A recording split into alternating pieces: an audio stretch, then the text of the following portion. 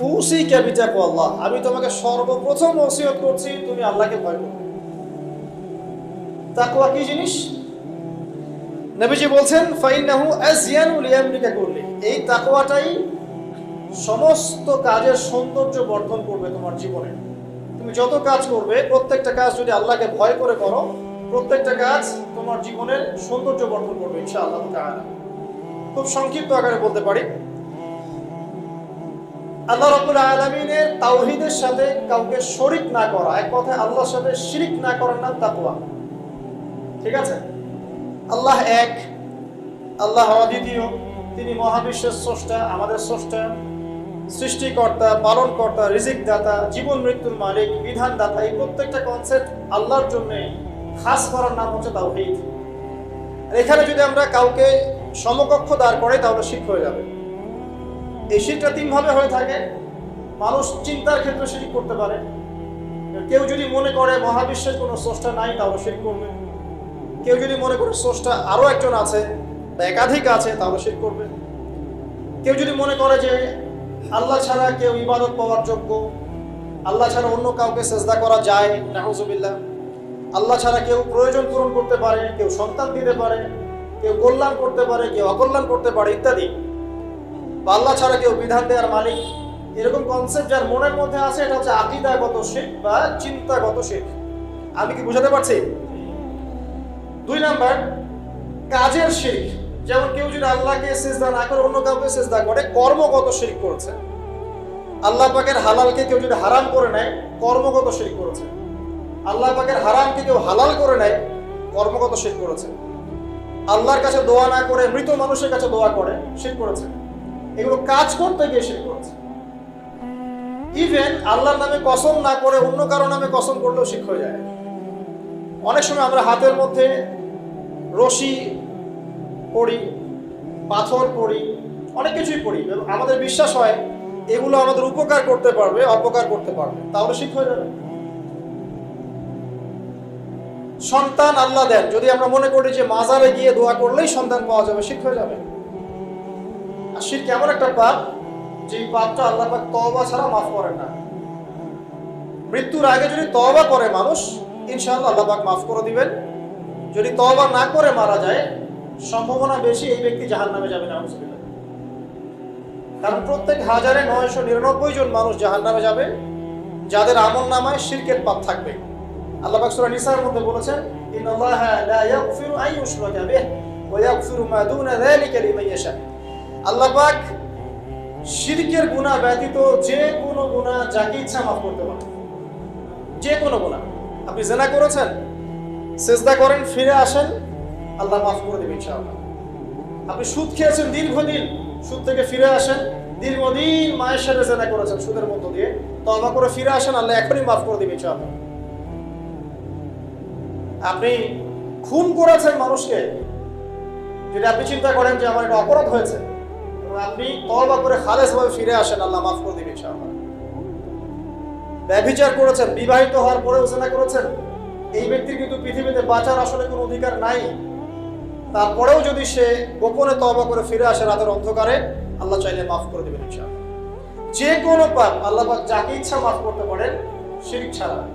শিরক যদি তওবা না করে মারা যায়, বেশিরভাগ সম্ভাবনা হচ্ছে সে জাহান্নামে যাবে। আরেকটা ডেঞ্জারাস বিষয় হচ্ছে, শিরক করে মারা গেলে কবরে মান রব্বুক উত্তর দিতে পারবে না। যারা মান রব্বুকে উত্তর দিতে পারবে, নিঃসন্দেহে তারা কখনো শিরক করে নাই, আল্লাহ পাকের তাওহীদের উপরে ছিল। আমরা শিরকের অনেক কিছু বুঝি ঠিকই, আধুনিক একটা শিরক বুঝি না। আধুনিক শিরক এটা কেমন? আল্লাহ পাক যা নাজিল করেছেন, এখানে যে বিধানগুলো আছে, এগুলোকে যদি কেউ ডিনাই করে বা এগুলোকে পাশ ফিরিয়ে অন্য কোনো বিধানকে বেটার মনে করে, আল্লাহর বিধানের চাইতে বেটার মনে করে বা সমকক্ষ মনে করে, এটাও শিরক। এটাও শিরক। আল্লাহ পাক কিছু হালাল করেছেন, আমরা যদি মনে করি এটা হারাম, তাহলে শিরক। এটাও শিরক। সূরা তাওবার 31 নম্বর আয়াতটা পড়ে দেখবেন ইনশাআল্লাহ তাআলা। যাই হোক, তাকওয়ার প্রথম স্টেজ হচ্ছে আমাদেরকে শিরক করা যাবে না, তাওহীদে থাকতে হবে ইনশাআল্লাহ তাআলা। দুই নাম্বার, আল্লাহ পাকের যত আদেশ আছে এগুলোকে মেনে চলার নাম তাকওয়া। ফর এক্সাম্পল সালাত, সাওম, সাদাকা, হজ, উমরা, যাকাত, সত্য কথা বলা, পিতামাতার খেদমত করা ইত্যাদি যতগুলো আদেশ কোরআন এবং সুন্নাহর মধ্যে আছে এগুলোকে মেনে চলা তাকওয়ার পরিচয়। 3 নাম্বার, আল্লাহ পাকের যত নিষেধ আছে এই সমস্ত নিষেধগুলোকে বর্জন করার নামও তাকওয়া। শুধু আদেশ মানলাম, নিষেধ বর্জন করলাম না, এটা আসলে প্রকৃত তাকওয়ার পরিচয় নয়। আজকে আমরা মাশাআল্লাহ সবাই সালাত করেছি, কালকে সকালে যদি আবার সুদি লেনদেন করি আমার মধ্যে তাকওয়া আসলে নাই। আমি ধর্মীয় জীবনে পাক্কা মুসল্লি হলেও অর্থনৈতিক জীবনে পাক্কা সুদখোর থেকে গেছি। এই অবস্থায় যদি তওবা না করে মারা যায়, মায়ের সাথে জেনার অপরাধ নিয়ে কিয়ামতের মাঠে উঠবে ইনশাআল্লাহ। এটা আমার কথা না, নবী সাল্লাল্লাহু আলাইহি ওয়াসাল্লাম বলেছেন, সহিহ বুখারীর হাদিস, যে কোনো আলেমকে জিজ্ঞাসা করবেন, যে কোনো মাদ্রাসায় যাবেন, যে কোনো প্রকাশনীর বুখারী শরীফ কেনেন না কেন, হাদিসটা পাবেন, যে ব্যক্তি 1 দিরহাম সুদ খেলো সে যেন 36 বার জেনা করলো। আপনি যদি জানেন যে আপনার ক্লোজ কোনো ফ্রেন্ড বা আত্মীয় বা হুয়েভার হি ইজ, সে জেনা করে বেড়ায় বা মেয়েদের সাথে, একাধিক মেয়ের সাথে তার সম্পর্ক আছে, ইলিগাল রিলেশনশিপ, আপনি নিশ্চয়ই তার দিকে সম্মানের দৃষ্টিতে তাকাবেন না, তাকাবেন? আর আখিরুজ্জামান এমন একটা যুগ যেখানে সুদ থেকে বাঁচা সো ভেরি ডিফিকাল্ট। এখানে হাজারে খুব কম মানুষই সুদ থেকে বাঁচতে পারবে। যারা বেঁচে থাকবে তাদের গায়েও সুদের ছিটা ফোঁটা এসে লাগবেই লাগবে, কারণ পুরো বিশ্বের ইকোনমিক সিস্টেমটাই সুদ ভিত্তিক।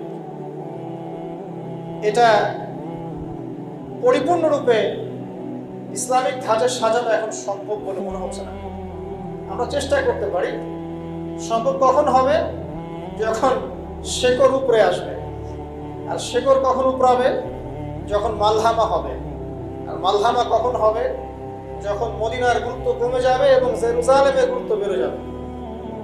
আর যখন আল মাহদি আসবেন, ঈসা ইবনে মারইয়াম আসবেন, তখন পৃথিবীতে ইনশাআল্লাহ আযজা ওয়া জাল ইসলাম ব্যতীত কিছুই বাকি থাকবে না।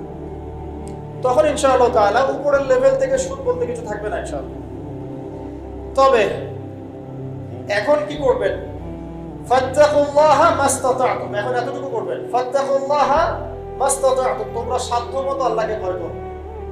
আমরা সাধ্যে যতটুকু কুলায় এতটুকু আপনি দূরে থাকবেন। পারতপক্ষে চেষ্টা করবেন সুদ যেন আপনার গায়ে না লাগে। আল্লাহ পাক বোঝার তৌফিক দান করুন, আমিন। বলছিলাম আল্লাহ পাকের নিষেধগুলোকে বর্জন করার নাম তাকওয়া। নামাজ পড়ছি, রোজা রাখছি, যাকাত দিচ্ছি না, এদিকে সুদ খাচ্ছি, হারাম রিলেশনশিপে আছি, বা পরকীয়ায় লিপ্ত আছি, বা মানুষের সম্পদের অধিকার দিচ্ছি না, ব্যবসা করছি। আর ব্যবসা যারা করি আমরা বেশিরভাগই মিথ্যা কথা বলি। আমরা ব্যবসা যারা করি ম্যাক্সিমাম মিথ্যা কথা বলি, মিথ্যা কসম করি, এবং আমাদের এই মিথ্যা কসম আর প্রতারণার কারণে জালেম শাসকের শাসন চাপিয়ে দেওয়া হয় আল্লাহর পক্ষ থেকে। এটা হাদিসে এসেছে। যখন ব্যবসায়ীরা প্রতারণা করবে, মিথ্যা কসম করে পণ্য বিক্রি করবে এবং মাপে কম দিবে, সিন্ডিকেট করবে, তখন আল্লাহর পক্ষ থেকে 2টা আযাব আসে। এক, জালেম পরাশক্তিকে চাপিয়ে দেওয়া হয় যারা এদের উপর জুলুম করবে। 2, সমাজের মধ্যে দুর্ভিক্ষ নেমে আসে। এগুলো নবী সাল্লাল্লাহু আলাইহি ওয়াসাল্লামের কথা, বদলানোর কোনো সুযোগই নেই। আজ হোক আর কাল হোক এগুলো ফলে যাবে ইনশাআল্লাহ তাআলা, যদি না আমরা আমাদের জায়গা থেকে সরে আসি। তো যারা আমরা ব্যবসা করছি অনেকেই মিথ্যা কথা বলি ম্যাক্সিমাম, এবং মনে করি যে ব্যবসা এগুলো মিথ্যা বলা জায়েজ, এটা ব্যবসার অংশ মনে করি আমরা। সৎ ব্যবসায়ী কিয়ামতের দিন নবীগণের সাথে থাকবেন। যারা সৎ ব্যবসায়ী তারা কিয়ামতের মাঠে নবীগণের সাথে হাসর করবেন।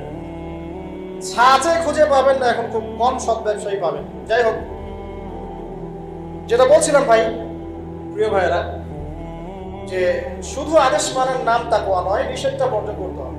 আমরা নামাজ, রোজা, হজ, যাকাত সবই করছি মাশাআল্লাহ, ব্যবসায়িক জীবনে মাপে কম দিচ্ছি, ইকোনমিক লাইফে সুদ খাচ্ছি, আর পলিটিক্যাল লাইফ নিয়ে আমি কোনো কথা বলতে যাচ্ছি না। সেখানে কতটুকু আল্লাহ আর কতটুকু রাসূল আছেন আল্লাহ ভালো জানেন, আল্লাহ বিচার করবেন। আমি মৌলিক কথাগুলো বলছি। দেখেন, ফ্যামিলিগত ব্যাপারে আমরা দেখবেন বাহ্যিকভাবে ইসলামের লেবাস পোশাক আছে ঠিকই, ভিতরে অরিজিনাল ইসলাম নাই। দেখবেন পরিবারে ম্যাক্সিমাম পরিবারে দেখবেন পর্দা নাই, নামাজি ব্যক্তির খুব অভাব। আর নামাজি চিন্তা হলে আপনাকে ফজরের জামাতে আসতে হবে। নামাজি চিন্তা হলে আপনাকে ফজরের জামাতে আসতে হবে এই মসজিদেই। আজকে ফজরে আসবেন, দেখবেন এই যে মুসল্লি যারা বসে আছেন তাদের 50%ই নাই, ইল্লা মাশাআল্লাহ। তো আমরা পার্সিয়ান ইসলাম ফলো করছি, কিছু মানছি কিছু মানছি না। আল্লাহ বলছেন এটা না, পরিপূর্ণরূপে ইসলামে প্রবেশ করো এবং এটার নাম তাকওয়া। উসিকুম বিতাকওয়াল্লাহ, আমি তোমাকে আল্লাহর তাকওয়া, আল্লাহকে ভয় করার ওসিয়ত করছি, খাস করে অনুরোধ করছি, ওসিয়ত করছি। আদেশ মানার নাম যেমন তাকওয়া, নিষেধ বর্জনের নাম তাকওয়া। শুধু আদেশ মানলেই হবে না, নিষেধগুলো বর্জন করার চেষ্টা করতে হবে। আমরা এই জায়গাটাতেই সমস্যায় ভুগছি।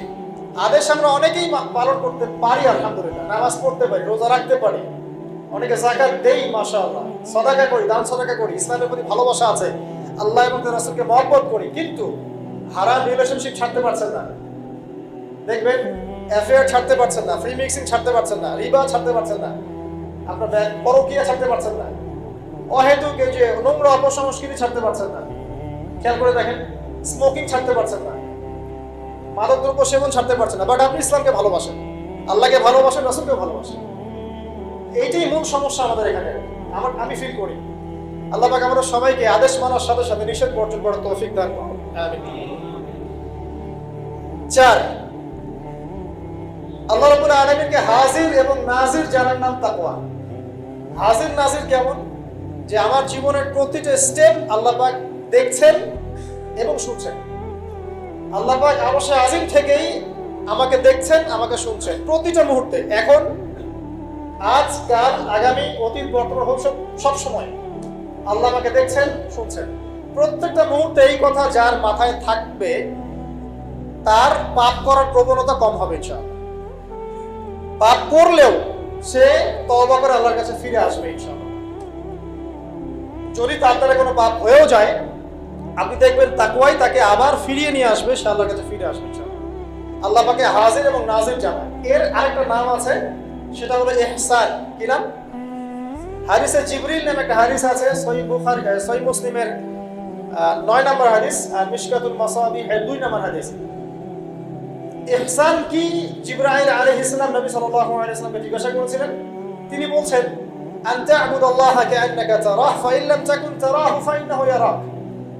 তুমি এমন ভাবে আল্লাহর ইবাদত করবে যেন তুমি আল্লাহকে দেখছো। ওয়াইন লাম তাকুন তারাহু ফাইন্নাহু ইয়ারাক, এবং তুমি যদি আল্লাহকে দেখতে না পাও, তুমি সবসময় মনে রাখবে আল্লাহ পাক তোমাকে দেখছেন। এই কনসেপ্টটার নাম হচ্ছে ইহসান, যেটা আমাকে তাকওয়া দিবে ইনশাআল্লাহ। ইহসান থাকে আমলের মধ্যে। নামাজ পড়ছি, দেখবেন আমাদের মনোযোগ বেশিরভাগেরই কিন্তু থাকে না।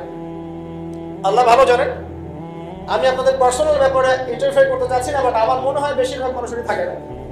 কারণ বেশিরভাগ মানুষই তো নামাজে যা পড়ছি তার অর্থ জানি না।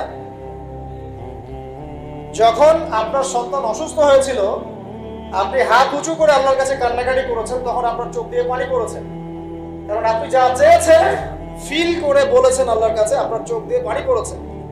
কতদিন আপনি নামাজের সেজদায় কাঁদতে পেরেছেন? আমি কাঁদতে পেরেছি, ভাবতে হবে। কাঁদতে না পারার কারণ কি? কারণ হচ্ছে আমি নামাজে যা পড়ি তার কিছুই বুঝি না। আমার কাছে নামাজ একটা ফিজিক্যাল এক্সারসাইজের মতো হয়ে গেছে। সরি ফর মাই ল্যাঙ্গুয়েজ, আমি কোনো কিছুকে অবমাননা করতে যাচ্ছি না, অনেক ব্যাপারটা এরকমই হয়ে গেছে। তার হলাম বাহ্যিকতা নিয়ে আমরা বেশি ব্যস্ত। হাত কোথায় বাঁধতে হবে, নাভির নিচে না বুকে, তারপরে রফুল এদান করতে হবে কিনা, পায়ে পা লাগাবো কি লাগাবো না, আমি জোরে না আসতে, বাহ্যিক বিষয় নিয়ে বেশি ব্যস্ত। রুহানিয়াত, যেটা নামাজের ভিতরে রুহ বা আত্মা, ইহসান, মনোযোগ, আল্লাহর সাথে কতটুকু আমি কমিউনিকেট করতে পারলাম, মনের কথা কতটুকু আল্লাহর কাছে ব্যক্ত করতে পারলাম, নামাজে আমি কতটুকু আল্লাহকে ফিল করতে পারলাম, এটা কিন্তু বেশি আলোচনা হয় না। অথচ কোনটা মৌলিক বিষয় বলেন দেখি? নামাজের এই মারেফতটা কি মূল না? আধ্যাত্মিকতাটাই মূল। আর বাহ্যিক বিষয়গুলো তো আল্লাহ পাক দেখছেন, দেখিয়ে দিবেন ইনশাআল্লাহ তাআলা। তো এই যে প্রাণহীন ইবাদত হচ্ছে, রোজা রাখছি, রোজার মর্ম বুঝতে পারছি না। হজ করে আসলো, হাজী সাহেব টাইটেল হলো ঠিকই, কিন্তু হজের মূল মর্ম ইব্রাহিমী চেতনা সে শিখে আসতে পারলো না। সাই করছে সাফা মারওয়া, সে ফিল করতে পারলো না এটা হাজরা আলাইহিস সালামের সুন্নাহ। এই যে আমরা কুরবানি করলাম, ম্যাক্সিমাম আমাদের মধ্যে ফিল করতে পারি নাই এটা হচ্ছে ইব্রাহিম আলাইহিস সালামের সেই কুরবানি যেটা তিনি ছেলেকে করতে চেয়েছিলেন। এই চেতনাটা আসলো না। তো রসকসহীন ইবাদত কতটুকু কবুল হয়, প্রাণহীন ইবাদত কতটুকু উপরে পৌঁছে আল্লাহ ভালো জানেন। তো যে বিষয়টা নিয়ে এই কথাটা বললাম, ইহসান হচ্ছে সেই জিনিস যেটা আমাকে মনে করাবে আমি আল্লাহকে দেখছি শুনছি, বা আল্লাহ আমাকে দেখছেন এবং শুনছেন। এর জন্য প্রয়োজন আপনি ইবাদতে যা যা করছেন, যা যা বলছেন, এর অন্তত অর্থটুকু বোঝা। তাহলে আপনার ইনশাআল্লাহ মনের মধ্যে সেই ফিলিংসটা আসবে ইনশাআল্লাহ। ফর এক্সাম্পল, আপনি নামাজে দাঁড়িয়ে পড়ছেন ওয়ানুনাজ্জিলু মিনাল কুরআন মা হুয়া শিফাউ ওয়া রাহমাতুল লিল মুমিনিন ওয়া লা ইয়াজিদু যালিমিনা ইল্লা খাসারা। এই আয়াতের অর্থ কতজন জানেন? একটু হাত উঁচু করেন। যারা জানেন তারা যদি আয়াতটা কোরআনে নামাজের মধ্যে পড়েন, তারা মনোযোগ বেশি পাবেন, স্বাভাবিক। অর্থ হচ্ছে কোরআন আমরা নাজিল করেছি, এই কোরআনের মধ্যেই আছে শিফা মানে আরোগ্য এবং মুমিনদের জন্য রহমত। যখন আপনি বুঝতে পারলেন তখন কি নামাজে মনোযোগ বাড়বে না? সুবহান রাব্বিয়াল আ'লা বলছেন, সর্বোচ্চ আমার রব সর্বোচ্চ সুউচ্চ, তখন আপনার মনোযোগ বাড়বে না? আত-তাহিয়াতুতে আপনি কি পড়ছেন, দরুদে কি পড়ছেন, দোয়া মাসুরায় বলছেন আল্লাহুম্মা ইন্নী যালামতু নাফসি যুলমান কাসীরা, আল্লাহ আমি আমার নফসের উপর প্রচুর জুলুম করেছি। কখনো কি ফিলিংস হয় যে জুলুমের এখানে স্বীকারোক্তি দিচ্ছি আমি? কারণটা একটাই কারণ, কথা বললে অনেক সময় যাবে, আমার আরো কিছু বলার আছে, যে অর্থটা বুঝতে পারছি না। অর্থ না বুঝলে আপনি রসকসহীন প্রাণহীন ইবাদত করবেন। তো অর্থ বোঝাটা কি অপরাধ? অর্থ বুঝলে কি আপনি আলেম ওলামা থেকে সরে যাবেন, দূরে সরে যাবেন? আর সবকিছুর অর্থ তো আপনি ব্যাখ্যাটা বুঝতে পারবেন না, তখন আপনি আলেম ওলামার কাছে আসবেন, এসে জিজ্ঞাসা করবেন, ব্যাখ্যা জেনে নেবেন। তো অর্থ অনুধাবন করলে ইনশাআল্লাহ তাআলা আপনার ইহসান বাড়বে, যেটা আমাকে তাকওয়ার দিকে নিয়ে আসবে। ইহসান মানে আল্লাহকে হাজির নাজির জেনে ইবাদত করা। আরেকটা বিষয়, ইবাদতের মধ্যে ধীর স্থিরতা আনতে হবে, তাড়াহুড়া বন্ধ করতে হবে। তাড়াহুড়া বন্ধ করলে পরে দেখবেন ইবাদতের মধ্যে স্বাদ পাচ্ছে ইনশাআল্লাহ। দুনিয়াবি হ্যাসেল, দুনিয়াবি যে ব্যস্ততা, এগুলো কমিয়ে আনতে হবে, তাহলে দেখবেন ইবাদতের স্বাদ পাচ্ছেন ইনশাআল্লাহ। প্রত্যেকটা ইবাদতের পটভূমি জানতে হবে, যে নামাজ আমি কি জন্য পড়ি, কোথায় গিয়ে ফরজ হয়েছিল, কুরবানি কেন দিব, কুরবানির ইতিহাসটা কি, হজ যে আমি করবো এর ঘটনাগুলোর পিছনের গল্পগুলো কি, এগুলো না জানলে আপনি ইবাদতের স্বাদ পাবেন না। তো এই জিনিসগুলো একটু টাচ দিলাম। আল্লাহ পাক আমাদের সবাইকে ইহসানের সাথে ইবাদত করার তৌফিক দান করুন, আমিন। তো প্রথম ওসিয়ত করছেন নবী সাল্লাল্লাহু আলাইহি ওয়াসাল্লাম আবু যর রাদিয়াল্লাহু আনহুকে, তুমি আল্লাহকে ভয় করবে, এটা তোমাকে সমস্ত আমল সুন্দর করে দিবে ইনশাআল্লাহ, সৌন্দর্যমণ্ডিত করে দিবে। তাকওয়া মানে আমরা জানলাম আল্লাহর সাথে শিরক না করা, তাওহীদের উপর থাকা। 2, আল্লাহ পাকের আদেশগুলোকে মেনে চলার চেষ্টা করা। 3 নাম্বার, একই সাথে এট দ্য সেম টাইম আল্লাহ পাকের নিষেধগুলোকে বর্জন করা। 4, আল্লাহ পাককে হাজির এবং নাজির জানা, আল্লাহ পাক আমার প্রতিটা কাজ দেখছেন, শুনছেন, এবং এগুলোর জন্য আল্লাহ পাক আমাকে জবাবদিহি করাবেন, কোনো সন্দেহ নাই, জবাবদিহি করাবেন। তো বিদায় হজের ভাষণে নবী সাল্লাল্লাহু আলাইহি ওয়াসাল্লাম বলেছিলেন, এই তাকওয়ার কথাই বলেছেন। তিনি বলেছিলেন সাল্লাল্লাহু আলাইহি ওয়াসাল্লাম যে আজকে থেকে আরবের উপর অনারবের কোনো ভেদাভেদ নাই, সাদার উপর কালো, কালোর উপর লালের কোনো ভেদাভেদ নাই। কুল্লুকুম মিন আদম, তোমরা সবাই আদম সন্তান, ওয়া আদামু মিন তুরাব, এবং আদম হচ্ছে মাটির সন্তান। ইল্লা তাকওয়া, শুধু তাকওয়া ব্যতীত, যার মধ্যে আল্লাহ ভীতি যত বেশি, সে আল্লাহর কাছে তত বেশি মর্যাদা সম্পন্ন। সূরা হুজুরাতেও সেম কথা আছে, 13 নম্বর আয়াতে আল্লাহ পাক বলেছেন, ইয়া আইয়ুহান নাস, হে মানব জাতি, ইন্না আকরামাকুম ইনদাল্লাহি আতকাকুম, হে মানব জাতি, তোমাদের মধ্যে আল্লাহর কাছে সবচেয়ে বেশি মর্যাদা সম্পন্ন সেই ব্যক্তি যে অধিক মুত্তাকি বা অধিক তাকওয়াওয়ালা। এবং এই তাকওয়ার পজিশনটা কোথায় সেটা নবী সাল্লাল্লাহু আলাইহি ওয়াসাল্লাম বলেছেন। এটা আমার টুপিতে নাই, আমার দাড়ি, আমার লেবাস, আমার পোশাক, আমার চলাফেরা, এসবের মধ্যে তাকওয়ার প্রকৃত পরিচয় নাই। নবী করিম সাল্লাল্লাহু আলাইহি ওয়াসাল্লাম বলেছেন, তাকওয়া হাহুনা, তাকওয়া হচ্ছে এখানে। এই বলে তিনি কলিজার দিকে 3 বার ইশারা করেছেন। অর্থাৎ তাকওয়ার মূল কেন্দ্র কোথায়? আপনার কলবে। আর কলব সংক্রান্ত একটা কথা কিন্তু হাদিসের মধ্যে আসবে একটু আগে। কিছু একটা কাজ করলে কলবটা মরে যাবে, সে কাজটা কি? আপনারা হাদিসে ধরতে পারছেন, সামনে যাচ্ছেন ইনশাআল্লাহ। তো কলবের ব্যাপার তাকওয়া, তাহলে কলবের যত্ন নেওয়া লাগবে। আমরা দেহের যেমন যত্ন নেই, পোশাকের যত্ন নেই, পরিপাটি থাকতে পছন্দ করি, বাড়ি ঘর চকচকা রাখতে পছন্দ করি, তাই না? তো তাহলে কলবটাও পরিষ্কার করার চেষ্টা করতে হবে। কি করলে কলবের যত্ন হবে তার কথা এই হাদিসে আছে, একটু সামনে যাচ্ছি ইনশাআল্লাহ। আমি ওই হাদিসের বাইরে কিছু কথা বলছি। কলবের যত্ন, বেশি বেশি মওতের স্মরণ এবং পরকালের ফিকির কলবকে চিন্তা করবে ইনশাআল্লাহ। কোনো প্রকার রিয়া অহংকার রাখা যাবে না, কলব জীবিত হবে ইনশাআল্লাহ। কারো প্রতি হিংসা বিদ্বেষ পোষণ করবেন না, কলব চিন্তা থাকবে ইনশাআল্লাহ।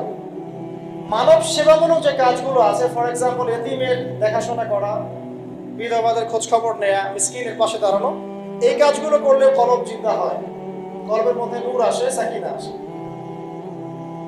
কলব পরিষ্কার না করে যতই দাড়ি টুপি পাগড়ি জুব্বা পরি না কেন, আদতে কোনো লাভ হবে না। আল্লামা তকি উসমানী হাফিজাহুল্লাহ তাসাউফ এবং তাসকিয়া ওইটা পড়তে পারেন, এখানে ডিটেইলস এই বিষয়ে জানতে পারবেন ইনশাআল্লাহ। সামনে যাই। আবু যর রাদিয়াল্লাহু আনহু বলছেন যে কুলতু, আমি বললাম, জিদনি ইয়া রাসূলুল্লাহ, হে আল্লাহর রাসূল আমার জন্য আরো বাড়িয়ে দেন। তাকওয়ার বিষয়টা বুঝতে পেরেছি, আমার জন্য আরো বাড়িয়ে দেন, আরো কিছু ওসিয়ত করুন। নবী সাল্লাল্লাহু আলাইহি ওয়াসাল্লাম বলেন আলাইকা বিতিলাওয়াতিল কুরআন। দ্বিতীয় ওসিয়ত কি? আলাইকা কথার অর্থ হচ্ছে তোমার উপরে, মানে ওয়াজিব করে ফেলো, একেবারে তোমার উপরে শক্ত করে নাও। আলাইকা তোমার উপর শক্ত করে নাও, বিতিলাওয়াতিল কুরআন, কোরআনের তেলাওয়াত। তোমার উপরে কোরআনের তেলাওয়াতটাকে অবধারিত করে নাও, শক্ত করে নাও। ওয়া যিকরিল্লাহি আযজা ওয়া জাল্লা, এবং আল্লাহ পাকের জিকিরটাকে অবধারিত করে নাও। ফাইন্নাহু যিকরুন লাকা ফিস সামা, কারণ এই বিষয়টা আসমানে তোমাকে স্মরণের মাধ্যম হবে। ওয়া নূরুন লাকা ফিল আরদি, এবং পৃথিবীতে আল্লাহ পাক তোমাকে নূর দান করবেন। দ্বিতীয় ওসিয়তের মধ্যে দুটো জিনিস, একটা হচ্ছে কোরআন তেলাওয়াত, একটা হচ্ছে আল্লাহর জিকির। কোরআন তেলাওয়াত সম্পর্কে খুব সরল কয়েকটা কথা বলছি। কুরআনুল কারীম বিশুদ্ধ করে তেলাওয়াত শিখতে হবে, এক নম্বর বিষয়। যদি বিশুদ্ধ করে মদ মাখরাজ তাজবিদের সাথে না শেখেন, তাহলে সারা জীবন ভুল করে যাবেন আর কোরআনের অর্থ বিকৃত হয়ে যাবে। আপনার অজান্তেই এমন অর্থ চলে আসবে যা আপনি মোটেও কল্পনা করেননি এবং কামনাও করেন নাই। আপনি বলছেন ফর এক্সাম্পল যে আলহামদুলিল্লাহি রাব্বিল আলামিন, অর্থ সুন্দর, সমস্ত প্রশংসা আল্লাহর জন্য যিনি বিশ্বজাহানের প্রতিপালক। হায়ের উচ্চারণ ভুল করেছেন, বলেছেন আলহামদুলিল্লাহি রাব্বিল আলামিন, অর্থ বিকৃত হয়ে গেছে, অর্থ হচ্ছে সমস্ত নিন্দা বিশ্বজাহানের প্রতিপালক আল্লাহর জন্য। নাউযুবিল্লাহ।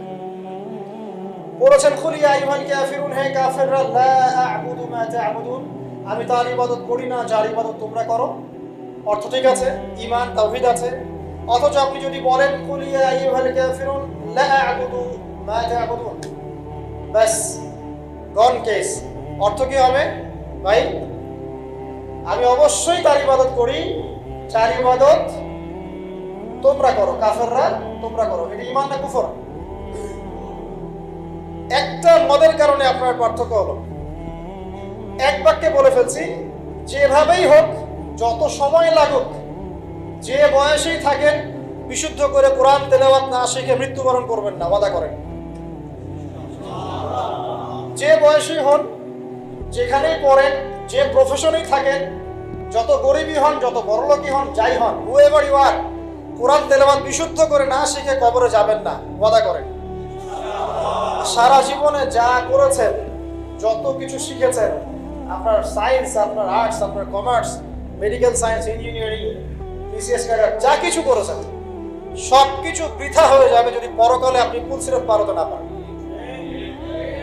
আর আল কুরআনুল হুজ্জাতুন লাকা ওয়া আলাইকা, কুরআন হয় তোমার পক্ষে দলিল হবে, না হলে বিপক্ষে।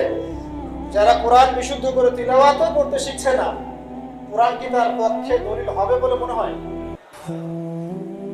আল্লাহ পাক আমাদের সবাইকে তৌফিক দান করুন, আমিন। তেলাওয়াতটা অ্যাট লিস্ট তেলাওয়াতটা শেখেন। অর্থ বোঝেন আর নাই বোঝেন, আমি আবারও স্পষ্ট করেই বলছি, স্পষ্ট করে বলার পরেও কিছু মানুষের কেন জানি চুলকানি থামে না, আমি জানি না, তবে এটা নিয়ে আমার মাথা ব্যথা নাই। আমি স্পষ্ট করে আবারও বলছি, কোরআন বিশুদ্ধ করে তেলাওয়াত করলে প্রত্যেক হরফে 10 নেকি পাবেন।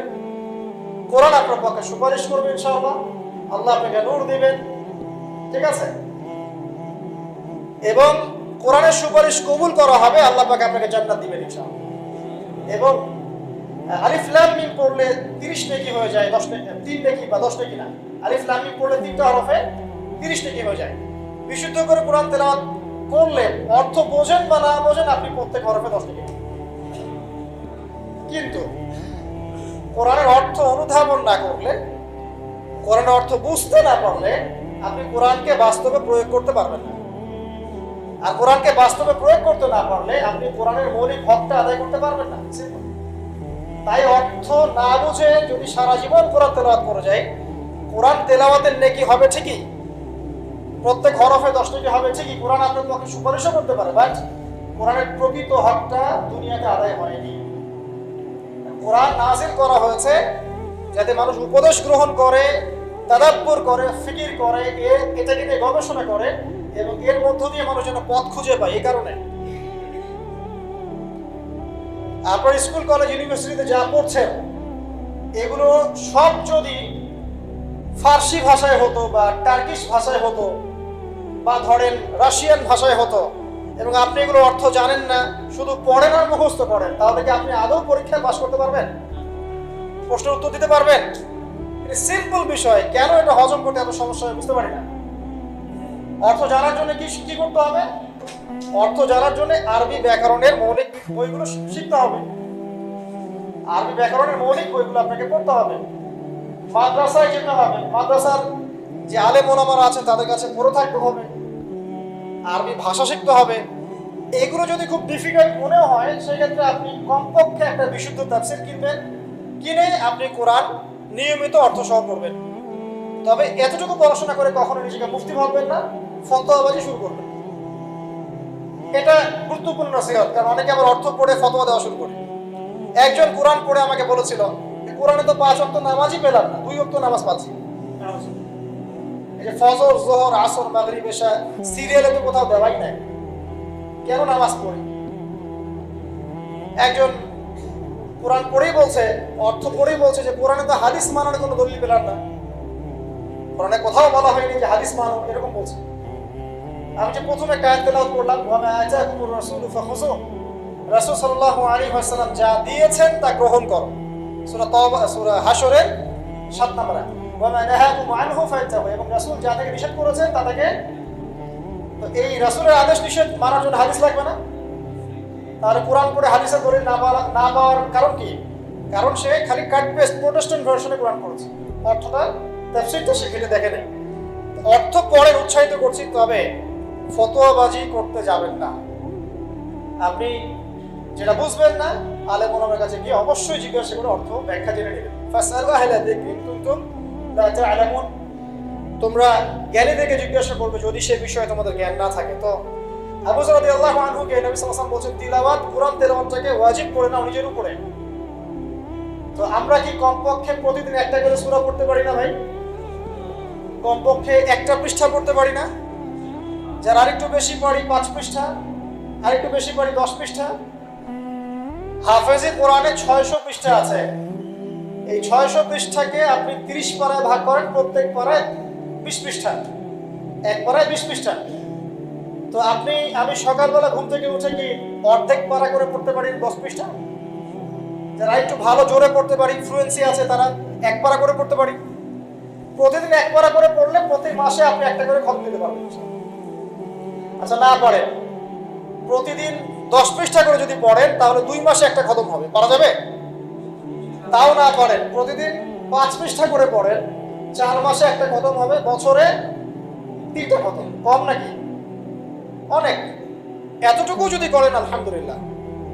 কোরআন গবেষণা আসার আগে আপনাকে আগে তিলাওয়াত বিশুদ্ধ করে করা শিখতে হবে এবং নিয়মিত তিলাওয়াত করতে হবে, তারপরে গবেষণার বুঝ আল্লাহর পাকের পক্ষ থেকে আসবে ইনশাআল্লাহ।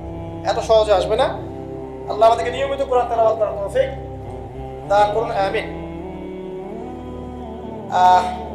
অনেক কোর্সও এখন বের হয়েছে যেগুলোর মধ্য দিয়ে খুব সহজেই কোরআনের অর্থ আপনি শিখতে পারেন, আপনি আরবি ব্যাকরণ শিখতে পারেন, আরবি ভাষা শিখতে পারেন, হ্যাঁ, কোরআনিক গ্রামার শিখতে পারেন, বা বিশুদ্ধ করে মদ মাখরাজের সাথে কোরআন শিখতে পারেন। অনলাইনেও আছে, অফলাইনেও আছে। কিভাবে শিখবেন আমি জানি না, কার কাছে যাবেন আমি জানি না। এতটুকু জানি আমি আপনাকে ওসিয়ত করতে চাই যে মৃত্যুর আগে কমপক্ষে একটা বার কোরআনটা অর্থসহ পড়েন, আর অবশ্যই বিশুদ্ধ করে কোরআন তেলাওয়াত করতে শেখেন। আপনি যে বয়সেরই হন, যে পেশারই হন, আর যেখানকার মানুষই হন না কেন, আল্লাহ পাক তৌফিক দান করুন। আরেকটা বলা হয়েছে ওয়া যিকরুল্লাহি আযজা ওয়া জাল, এবং আল্লাহ পাকের জিকির, এই দুটো করলে আসমানে তোমাকে স্মরণ করা হবে এবং জমিনে আল্লাহ পাক তোমাকে নূর দিবেন। আল্লাহর জিকির কি? আল্লাহকে স্মরণ করা। সবচেয়ে সেরা জিকির নামাজ। সবচেয়ে সেরা জিকির কি? নামাজ। তারপরে সেরা জিকির কোরআন তেলাওয়াত। কোরআনকে আল্লাহ পাক জিকির বলেছেন, ইন্না নাহনু নাযালনা যিকরা ওয়া ইন্না লাহু লাহাফিজুন। আমি কোরআনকে বা এই জিকিরকে নাযিল করেছি, আমি একে হেফাজত করব ইনশাআল্লাহ। এছাড়া জিকির বলতে আমরা আসলে যা বুঝি এগুলো খুব শর্ট করে বললে, প্রত্যেকদিন কিছু মাসনুন দোয়া কালাম আছে যেগুলো পড়লে আপনার জিকিরের হকটা আদায় হয়ে যাবে। খুব সহজ। 100 বার সুবহানাল্লাহ পড়লে 1000 নেকি হবে, পারা যাবে না? এটা আপনি ড্রাইভ করতে করতে পড়তে পারেন, হাঁটতে চলতে পড়তে পারেন, মা বোনরা রান্না বান্না করতে করতে করতে পারেন। এটার জন্য আলাদা করে ওযু করে বসতে হবে জরুরি না, ওযু শর্তও না। আপনি চলতে ফিরতে কাজটা করতে পারেন, ইস্তেনজা করা বাদ দিয়ে ওখানে বসে বসে আবার এটা করেন। ঠিক আছে? ওকে। 100 বার আলহামদুলিল্লাহ পড়া যাবে না, 100 বার আল্লাহু আকবার পড়া যাবে না, লা ইলাহা ইল্লাল্লাহ 100 বার পড়া যাবে না। খুব সহজ। বা সকালবেলা অ্যাটলিস্ট আপনি একটা বার পড়লেন আয়াতুল কুরসি, একবার পড়লেন সাইয়্যিদুল ইস্তিগফার। সাইয়্যিদুল ইস্তিগফার একবার পড়লে ওই দিন যদি সেই ব্যক্তি মারা যায় তাহলে জান্নাত। মাগরিবের ওয়াক্তে পড়ে ফজর হওয়ার আগে যদি মারা যায় জান্নাত ইনশাআল্লাহ। এরকম অনেক দোয়া আছে। আউযু বিকালিমাতিল্লাহি তাম্মাতি মিন শাররি মা খালাক পড়বেন ইনশাআল্লাহ। কোনো অদৃশ্য দৃশ্যের অনিষ্ট আপনাকে স্পর্শ করবে না ইনশাআল্লাহ। জিন ভূত, জিন শয়তান, জাদু টোনা, চোখ লাগা, বদনজর কোনো কিছুই কাজ করবে না ইনশাআল্লাহ। এগুলো নিয়ে এখন অনেক রোগী দেখেন না, জিনগ্রস্ত রোগী, সেহের রোগী, মাজনুন হয়ে যাচ্ছে, পাগল, মেন্টালি ডিপ্রেসড, মানসিক। এখন তো বেশিরভাগ মানুষ মানসিক রোগী, ফিজিক্যাল রোগী কম, মানসিক রোগী বেশি। আর এখন এমন এমন জেনারেশন তৈরি হচ্ছে, এরা ক্রেজি, এরা হচ্ছে মানসিকভাবে বিকলাঙ্গ। পরীক্ষা করতে চান, সবার হাত থেকে স্মার্টফোন কেড়ে নেন, ইন্টারনেট কানেকশন বন্ধ করে গ্রামে পাঠিয়ে দেন, 1 মাসের মধ্যে সব পাগল হয়ে দেশে ফিরে আসে। পাগল হয়ে যাবে। ইন্টারনেট কানেকশন নাই, স্মার্টফোন নাই, দেখবেন পাগল, ক্রেজি হয়ে যাবে। যাই হোক, আল্লাহ পাক আমাদেরকে হেফাজত করুন। জিকির বাড়িয়ে দেন। একটা জিকির আছে, সুবহানাল্লাহি ওয়া বিহামদিহি আদাদা খালকিহি ওয়া রিদা নাফসিহি ওয়া জিনাতা আরশিহি ওয়া মিদাদা কালিমাতিহি। যে ব্যক্তি এটা 3 বার পড়বে, ফজরের পর থেকে নিয়ে সূর্য ওঠা পর্যন্ত বসে বসে যদি আল্লাহ জিকির করতেন, যে নেকি হতো, এতটুকু পড়লে সে নেকি হয়ে যাবে। আপনি যদি প্রতিদিন হজ করতে চান, উমরা করতে চান, ইশরাকের নামাজ পড়বেন, জামাতে ফজর পড়ার পর একটা হজ একটা উমরার নেকি পাবেন। অনেক জিকির আছে, আমি শর্ট করে বলে দিই। হিসনুল মুসলিম একটা বই আছে, কি নাম? হিসনুল মুসলিম। এই বইয়ের মধ্যে সব জিকির দেয়া আছে, বিশুদ্ধ সনদে আছে, কোনো সমস্যা নেই। এই জিকির আজকারগুলো বাড়িয়ে দেন। আল্লাহ পাক বলছেন আসমানে তোমাকে স্মরণ করা হবে এবং পৃথিবীতে আল্লাহ পাক তোমাকে নূর দান করবে। আসমানেও যে স্মরণ করা যায়, এটা তো এখন আপনারা বোঝার কথা। এখন তো এই পিকচারগুলো বের হয়ে আসছে, আপনাকে কত হাজার কত বছর আগের পিকচার দেখানো হচ্ছে না? আচ্ছা, ওখান থেকে পৃথিবীকে দেখতে এরকমই লাগবে। ওখানে গিয়ে যদি দেখা যায় ওখানে কোনো রশ্মি ধরা পড়েছে, ওরাও পৃথিবীর এত হাজার বছর আগের অতীত দেখবে। যে সূর্যকে আপনি দেখেন, এটা এখনকার সূর্য নয়। যে সূর্য ডুবছে, যেটা আপনি দেখছেন, এটা ওই সময়ের সূর্য নয়, এটা 8 মিনিট 20 সেকেন্ড আগের সূর্য। আমরা আসলে বর্তমান দেখি না, আমরা অতীত দেখি। আমরা মহাকাশে আসলে বর্তমান দেখি না, অতীত দেখি। এই পুরো জিনিসটা, এই যে বিজ্ঞানের জয় জয়কার বলা হচ্ছে না, এটা নিয়ে ইনশাআল্লাহ আমি একটা লেকচার দিব ইনশাআল্লাহ তাআলা, ভেরি রিসেন্টলি ইনশাআল্লাহ। এখানে অন্য একটা মেসেজ আছে। এই পুরো বিষয়টা আপনাকে আরো কিছু বিষয় বোঝাচ্ছে। তার মধ্যে প্রথমটা কি জানেন? পরকালের অস্তিত্ব। পরকালের অস্তিত্ব এখন বললে জটিল হয়ে যাবে, আমি এদিকে যাচ্ছি না। এই পুরো আবিষ্কারটাই পরকালের অস্তিত্ব আপনাকে বোঝাচ্ছে এবং আল্লাহ পাক যে টাইম ফ্রেমের ঊর্ধ্বে অবস্থান করছেন এটা আমাদেরকে বোঝাচ্ছে। এটার হাদিসও আছে। যা আবিষ্কার করা হয়েছে এগুলো প্রথম আসমানের বিষয়, এরকম আরো 2, 3, 4, 5, 7টা আসমান আছে। এবং সপ্তম আসমানের উপরে আছে মহাসাগর, তার উপরে আছে কুরসি, তার উপরে আরশে আজিম, তার উপরে আল্লাহ রাব্বুল আলামিন। আল্লাহ পাক এই টাইম ফ্রেমের ঊর্ধ্বে, আল্লাহ পাকের কাছে সবই অতীত, সবই বর্তমান, সবই ভবিষ্যৎ, এগুলো ঊর্ধ্বে আল্লাহ পাক। অতীত, বর্তমান, ভবিষ্যৎ আল্লাহ পাককে গ্রাস করতে পারে না। আল্লাহ পাক এগুলো ঊর্ধ্বে আছেন। অনেক ব্যাপার আছে, ইনশাআল্লাহ এটা নিয়ে আমি পরে কথা বলবো, আজকে না। তো যাই হোক, আসমানে আপনাকে স্মরণ করা হবে, তার মানে আসমানেও আল্লাহ পাকের সৃষ্টি আছে যারা আপনাকে স্মরণ করবে। আল্লাহ পাক আপনাকে স্মরণ করবেন ইনশাআল্লাহ। এবং পৃথিবীতে আপনাকে নূর দেওয়া হবে। নূর মানে কি? আলো। আলো তখন লাগে যখন অন্ধকার দূর করতে হয়, এই তো। অন্ধকার দূর করতে আলো লাগে। পৃথিবীতে অন্ধকার আছে? এখানে অন্ধকার বলতে কি বোঝানো হয়েছে? রাতের অন্ধকার? জাহেলিয়াতের অন্ধকার। কিসের অন্ধকার? চারিদিকে জাহেলিয়াত নাই? ঘুষ, জেনা, ব্যভিচার জাহেলিয়াত দিয়ে ভর্তি না? এই জাহেলিয়াত দূর করতে হলে আপনার টর্চ লাইট লাগবে, নূর লাগবে। সেই নূর আল্লাহ পাক আপনাকে দিবেন যদি আপনি আমি কোরআন তেলাওয়াত করি এবং আল্লাহর জিকির বাড়িয়ে দিই। আল্লাহ পাক আমাদেরকে সবাইকে নূর দান করুন, আমিন। এরপরে ওসিয়ত ছিল, শর্ট করে নিচ্ছি। তিনি বলেন, খুলতু ইয়া রাসূলুল্লাহ জিদনি, আমাকে আরো বাড়িয়ে দিন হে আল্লাহর নবী। তিনি বলছেন খুব ইম্পর্টেন্ট কথা, আলাইকা বিতুলিস সামতি, দীর্ঘ সময় নীরবতা অবলম্বন করার ব্যাপারে আমি তোমাকে ওসিয়ত করছি, এটা তোমার উপরে ওয়াজিব করে না। দীর্ঘ সময় চুপ করে থাকাটা একটা মারেফতের পরিচয়। যখন আপনি চুপচাপ থাকবেন, খুব বেশি কথা বলবেন না, বেশি অপ্রয়োজনীয় কথা বলবেন না, প্রয়োজনীয় কথা বলবেন, আল্লাহর পক্ষ থেকে আপনার কলমের উপরে ইলম আসবে। ইলমে লাদুন্নি আল্লাহর পক্ষ থেকে আসবে ইনশাআল্লাহ। দেখবেন ঠান্ডা মাথায় চিন্তা করলে সুন্দর গোছানো চিন্তা করা যায় না, এলোমেলো হবে না চিন্তাগুলো তখন। এবং যদি আমরা বেশি ব্যস্ত থাকি, বেশি কথা বলি, তখন কিন্তু চিন্তাগুলো এলোমেলো হয়ে যায়। এটা বলা হচ্ছে প্রয়োজনীয় বিষয়গুলোর ক্ষেত্রেও কথার ক্ষেত্রে সতর্কতা অবলম্বন করা। তাহলে অপ্রয়োজনীয় যে কথাগুলো আছে, যে গীবত, পরনিন্দা, পরচর্চা, অহেতুক মিউজিক শোনা বা অহেতুক কাব্য চর্চা, অহেতুক উপন্যাস, এগুলোর কি মূল্য আছে? তাহলে যখন প্রয়োজনীয় ক্ষেত্রে আল্লাহ পাক বলছেন আলাইকা বিতুলিস সামতি, তোমার উপরে দীর্ঘ নীরবতাকে ওয়াজিব করে নাও, তাহলে অপ্রয়োজনীয় গান, গল্প, আড্ডাবাজি, এই যে আমরা চায়ের দোকানে করছি, ক্যারাম খেলতে খেলতে করছি, লুডো খেলতে খেলতে করছি, অহেতুক আড্ডাবাজি করছি, ফ্রেন্ড সার্কেল একত্রিত হলে অনেক অহেতুক গল্প হয়ে যায়। এবং বেশিরভাগ গল্পের ক্ষেত্রেই হয় গীবত বা রিয়া বা আত্মপ্রদর্শন, তাই না, বা সমালোচনা। আর বাই দ্য ওয়ে, জাতি হিসেবে আমরা খুব বাচাল জাতি। আসলে আমরা কাজের চেয়ে কথা বলতে বেশি পছন্দ করি। আমরা কাজের চাইতে কথা বলতে বেশি পছন্দ করি, কিন্তু যারা উন্নত সভ্যতা তারা কথা কম বলে, কাজ বেশি করে। আমরা কাজের চেয়ে কথা বেশি বলতে পছন্দ করি। এবং কাজ যদি কোনো একটা করে ফেলি, যদি কাজ হয় 5 ডিগ্রি, আমরা কথা বলতে শুরু করি 100 ডিগ্রি। আপনারা আমাদের এরকম। তো আমাদের এই জাতিগত পরিবর্তন আনতে হবে। কথা কম বলি আমরা, আল্লাহ পাক কাজ বেশি করার তৌফিক দান করুন, আমিন। এবং কথা যখন বলবো সেটা যেন প্রয়োজনীয় কথা হয়।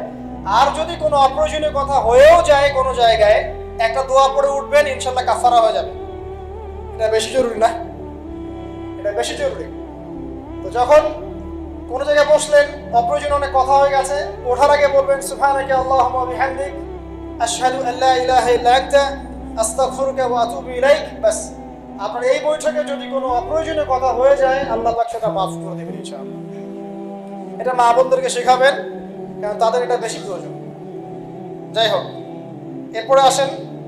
তারপরে তিনি বলছেন জিদনি ইয়া রাসূলুল্লাহ, আমাকে আরো কিছু ওসিয়ত করুন। তিনি বলছেন ওয়া ইয়াকা কাসরাতিদ দাহিক, খুব ইম্পর্টেন্ট। তোমার উপরে এটা অবধারিত করো যে তুমি বেশি হাসবে না, বেশি বেশি হাসবে না। সূরা তওবার মধ্যে একটা আয়াত আছে, তারা বেশি বেশি হেসে নিক, অচিরে তারা এমন অনেক বেশি কান্নাকাটি শুরু করবে।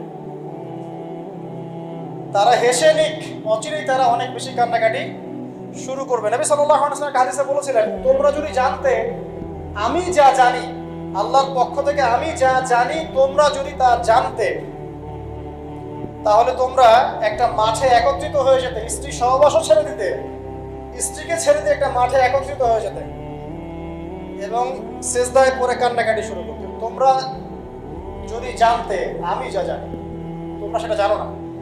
তো বেশি হাসাটার কুফল কি? নবী সাল্লাল্লাহু আলাইহি ওয়াসাল্লাম বলছেন ফাইন্নাহু ইউমিতুল কলবা, এটা ওই যে কলবের কথা বললাম, কলবের যত্ন নিতে হবে, কলবকে মেরে ফেলবে। বেশি বেশি হাসলে কলবকে মেরে ফেলবে। আবার এখন দেখি কিছু ব্যায়ামের অ্যাসোসিয়েশন বের হয়েছে, এরা সবাইকে হাসায় হো হো করে, এরা সবাইকে হো হো করে হাসায়, বলে জোরে জোরে হাসলে হার্টের অসুখ নাকি কম হয়। আর আল্লাহ রাসূল বলছেন যারা বেশি বেশি হাসে এদের কলব মরে যায়। নবীজি কেমন করে হাসতেন? নবী সাল্লাল্লাহু আলাইহি ওয়াসাল্লাম মুচকি হাসতেন, তিনি হাসতেন। এমনকি বলা হচ্ছে হাদিসে নিজের দিনী ভাইয়ের সাথে, মুসলিম ভাইয়ের সাথে হাসি মুখে সাক্ষাৎ করলে নেকি হয়, আমার নামে নেকি লেখা হয়। তো হাসবো অবশ্যই, আমরা কখনোই মানে হাসা কমিয়ে দিব না, অবশ্যই হাসবো, তবে অট্ট হাসি না। অট্ট হাসি নিজের হৃদয়টাকে কি করে? মেরে ফেলে, মুচকি হাসি। আর নবীজি কখনো কখনো এমন ভাবে হেসেছেন যে তার দাঁত দেখা গেছে, এমন ভাবেও হেসেছেন, কিন্তু সেটা সংখ্যা খুব কম ছিল।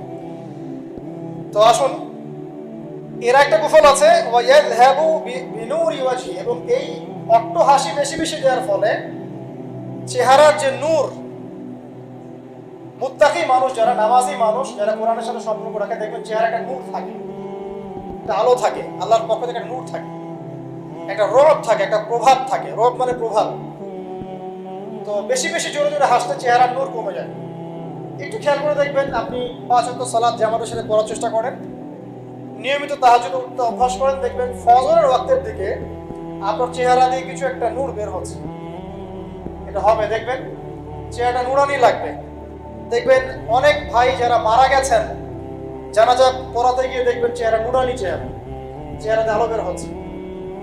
আর মানুষ যত বেশি পাপ করতে থাকে, চেহারার নূর তত কমতে থাকে, চেহারার নূর তত কমতে থাকে। যত বেশি প্রকাশ্য আর গোপন পাপ মানুষ করতে থাকে, চেহারার নূর কমতে থাকে। তবে অনেক নূরানি চেহারার পিছনেও কিন্তু শয়তান থাকে, এটাও মাথায় রাখতে হবে। তো আল্লাহ পাকে প্রকৃত মুত্তাকি বান্দা হওয়ার তৌফিক দান করুন, আমিন।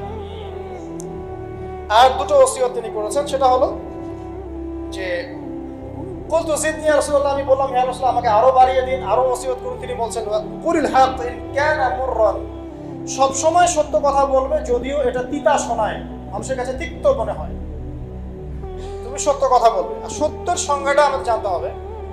সত্যের সংজ্ঞাটা আমরা যা শিখেছি এটাই চূড়ান্ত সংজ্ঞা নয়। সত্যের ডেফিনিশন হচ্ছে সূরা কাহফের 29 নম্বর আয়াতে আছে। কোন সূরায়? সূরা কাহফ 29 নম্বর আয়াতে আছে। আল্লাহ পাক বলেছেন ওয়াকুলিল হাক্কু মির রাব্বিকুম ফামান শাআ ফালইউমিন ওয়া মান শাআ ফালইয়াকফুর। সত্য সেটাই, ভালো করে শুনেন, সত্য সেটাই যা তোমার রবের পক্ষ থেকে নাযিল হয়। যার ইচ্ছা হয় সে মেনে নিক, ঈমান আনুক, যার ইচ্ছা হয় অস্বীকার করুক। ইন্না আতাদনা লিযালিমিনা নারা, আমি জালেমদের জন্য আগুন প্রস্তুত করেছি, ইলা আখির আয়াত। তো এখানে আল্লাহ পাক সত্যের ডেফিনিশন দিয়েছেন, দ্য ডেফিনিশন অফ ট্রুথ। সত্যের ডেফিনিশন কি? আল্লাহর পক্ষ থেকে যা নাজিল হবে সেটাই সত্য। আল্লাহর পক্ষ থেকে তাওরাত নাজিল হয়েছিল, ঠিক আছে, জাবুর নাজিল হয়েছে, ইনজিল নাজিল হয়েছে, সুহফি ইব্রাহিম মুসা নাজিল হয়েছে, কোরআন নাজিল হয়েছে। যখন তাওরাত নাজিল হয়েছিল, তাওরাত ওই যুগের জন্য সত্য মিথ্যার চূড়ান্ত মানদণ্ড ছিল, এখন না, কারণ সেটা রহিত হয়ে গেছে। জাবুর ওই যুগের জন্য সত্য মিথ্যার চূড়ান্ত মানদণ্ড ছিল, ইনজিল ওই যুগের জন্য ছিল। যখন থেকে কোরআন নাজিল হয়েছে এবং সুন্নাহ এসেছে, কিয়ামত পর্যন্ত সত্য মিথ্যার এর বাইরে কোনো মানদণ্ড আছে? তবে যে কোনো বুদ্ধি, যে কোনো দর্শন বা ফিলোসফি, যে কোনো স্কুল অফ থট, যে কোনো মতবাদ, যে কোনো বৈজ্ঞানিক আবিষ্কার, যেটাই হোক না কেন, যদি কোরআন এবং সুন্নাহর সাথে মিলে যায়, সাংঘর্ষিক না হয়, সেটাকে মেনে নিতে আমাদের কোনো আপত্তি নেই, ঠিক আছে। কিন্তু যে কোনো বিজ্ঞান বা দর্শন বা যুক্তি বা মানব রচিত কোনো মতবাদ, যেটাই হোক, যে কোনো স্কুল অফ থট বা ফিলোসফিক্যাল থট, এগুলো কোরআন এবং সুন্নাহর সাথে যদি না মিলে, সাংঘর্ষিক হয়, সেক্ষেত্রে এটা না মানাই আপনার আমার উপর ওয়াজিব। এটা সত্য মিথ্যার মানদণ্ড থাকবে না। এখন আমাদের কাজ কি? জাস্ট এগুলোকে মিলিয়ে দেখা কোরআন সুন্নাহর সাথে, এগুলো মিলছে কিনা, ব্যাস। ওয়াইন কানা মুররান, যদি সত্য তিতাও হয় তবুও বলতে হবে। যদি চাকরি চলেও যায়, ইমাম সাহেবকে সুদের এগেইনস্টে বলতে হবে, বলা শিখতে হবে। ঘুষের এগেইনস্টে বলা শিখতে হবে, দুর্নীতির এগেইনস্টে বলা শিখতে হবে।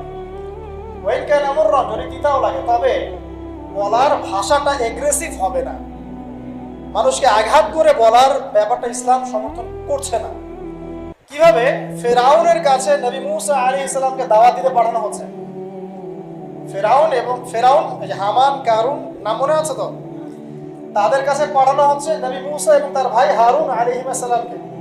আল্লাহ পাক এখন তাদেরকে বলছেন কি, যাবা ইলা ফিরাউন, তোমরা দুজনে ফিরাউনের কাছে যাও, ফাকুলা লাহু কাওলান লাইয়িনা, ফিরাউনের কাছে গিয়ে নরম ভাষায় কথা বলো, লাআল্লাহু ইয়াতাযাক্কারু আও ইয়াখশা, হতে পারে সে উপদেশ গ্রহণ করবে এবং আমাকে ভয় করবে।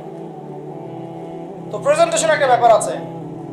আল্লাহ নবী মুহাম্মদ সাল্লাল্লাহু আলাইহি ওয়াসাল্লামকে বলছেন যে উদউ ইলা সাবিলি রাব্বিকা বিল হিকমা, তুমি তোমার রবের দিকে মানুষকে ডাকো প্রজ্ঞার সাথে, ওয়া মাউইযাতিল হাসানা, এবং উত্তম উপদেশের সাথে, রুড ভাবে না, এগ্রেসিভলি না, আর চরম পন্থার প্রয়োগ করে নয়, এমন ভাবে যাতে করে সত্যটা উপস্থাপিত হয় এবং আপনার ভাষা উপস্থাপনা, এক্সপ্রেশন এবং অ্যাটিটিউডটা এগ্রেসিভ মনে না হয়। ঠিক আছে, এই বিষয়টা খেয়াল রাখা উচিত আমাদের। আমরা যারা ওয়াইজ বা বক্তা বা খতিব বা দায়ী আছি, মানুষকে আঘাত করে কথা বলে আসলে ফায়দা খুব একটা হয় না। বরং তাকে যদি বুঝিয়ে দেওয়া যায় এবং সত্যটা উপস্থাপন করা যায়, আর আল্লাহ যদি তার তাকদীরে হেদায়েত লিখে রাখেন, ইনশাআল্লাহ সে হেদায়েত পাবে। আর যদি নাও পায়, আপনার দায়িত্ব শেষ। ফাযাক্কির ইন্নামা আনতা মুযাক্কির, আপনি উপদেশ দিন, আপনি শুধু উপদেশদাতা। লাস্তা আলাইহিম বিমুসাইতির, আপনি কারোর প্রতি দারোগা নন। ফাযাক্কির ইন নাফাআতি যিকরা, আপনি উপদেশ দিন যদি উপদেশ কাজে আসে। সায়াযাক্কারু মান ইয়াখশা, যারা আল্লাহকে ভয় করে তারা শীঘ্রই উপদেশ গ্রহণ করবে ইনশাআল্লাহ। আল্লাহ পাক আমাদের সবাইকে প্রকৃত দায়ী হওয়ার তৌফিক দান করুন, আমিন। একজনের কথা বলে আমি সামনে যাচ্ছি। মুসআব বিন উমাইর রাদিয়াল্লাহু আনহু, ইসলামের ইতিহাসের প্রথম দায়ী, যাকে নবী সাল্লাল্লাহু আলাইহি ওয়াসাল্লাম মক্কা থেকে মদিনায় পাঠিয়েছিলেন, যিনি বিলাসী জীবন যাপন করতেন জাহিলি যুগে। তার এত দামি পারফিউম ছিল, আতর ছিল, খুশবু ছিল, যে মক্কায় কারো কাছে নাই। বুঝতে পারছেন? ইসলাম কবুল করার পরে তার অবস্থা এমন হয়েছিল যে তার একাধিক পোশাকও নাই যেটা চেঞ্জ করে নামাজ পড়বেন। উহুদের যুদ্ধে তিনি শহীদ হয়েছেন এবং তাকে দাফন করার জন্য কাফনের কাপড় পাওয়া যায়নি। তাকে ঘাস, ইখসিন নামক ঘাস দিয়ে দাফন করা হয়েছে। এই হলো আপনার দুনিয়ার শেষ পরিণতি। কিন্তু পরকালে তিনি এখন জান্নাতুল ফিরদাউসে আছেন ইনশাআল্লাহ। এখানে আপনি সাফল্যও বুঝতে পারছেন। তো মুসআব বিন উমাইর রাদিয়াল্লাহু আনহু যখন মদিনায় গিয়ে দাওয়াত দিচ্ছেন, তখন সাদ বিন মুআজ নামে একজন সাহাবী ছিলেন, যিনি আওস গোত্রের নেতা। তিনি দাওয়াতি কাজ করছেন, কিন্তু সাদ বিন মুআজ তার কাছে এটা পছন্দ হচ্ছে না। তিনি এসে খুব কড়া ভাষায় বললেন যে মদিনা থেকে এই দাওয়াতি কাজ যদি বের না করো, তাহলে তোমার আমার মাঝখানে যে আত্মীয়তার সম্পর্ক আছে এটাও থাকবে না, মানে তোমাকে আমি হত্যা করব। মানে তিনি ইসলামটা পছন্দ করছেন না। তিনি বলছেন এখান থেকে বের হও, এই দাওয়াতি কাজ এখান থেকে বন্ধ করো, মদিনা থেকে বের হও। তখন মুসআব বিন উমাইর কি করছেন শোনেন। তিনি বলছেন আওয়া তাকউদু ওয়া তাসমা। তিনি কোন রকম এগ্রেসিভ কথা বলতেন না। আমরা হলে কি করতাম? আমরা হলে কিন্তু এগ্রেসিভ কথা বলতাম। আমাদের ইস্যু না থাকলেও যে পরিমাণে এগ্রেসিভ কথা আমরা বলি, ইস্যু খুঁজে খুঁজে বের করে একজনের মানহানি করার জন্য, আন্ডারস্টিমেট করার জন্য, মানুষের চোখে তাকে আন্ডারস্টিমেট করার জন্য, কত কি না ইস্যু না থাকলেও। আর এখানে তো ইস্যু জাজল্যমান, তাকে সে কড়া ভাষায় বলছে বের হয়, এই মসজিদ থেকে বের হও, দাওয়াতি কাজ করা যাবে। তিনি বলছেন আপনি কি একটু বসবেন, একটু শুনবেন।